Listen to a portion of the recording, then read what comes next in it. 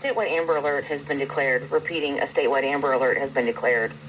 The Hammond Police Department has requested activation of an AMBER Alert from Hammond, Indiana, which is 163 miles northwest of Indianapolis.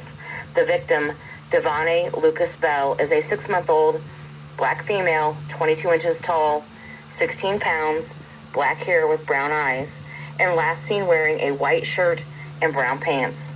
Devaeyah was last seen on Thursday, May 21st, 2006 at 4:20 a.m. in Hammond, Indiana, and is believed to be in extreme danger. The suspect, Deandry Sabbs, is a 31-year-old black male, 6 feet 2 inches tall, 208 pounds, black hair with brown eyes, last seen wearing unknown clothing and driving a gray 4-door Nissan sedan with unknown Illinois plates. If you have information on this incident, contact the Hammond Police Department at 219-852-6357 or 911. This concludes the AMBER Alert.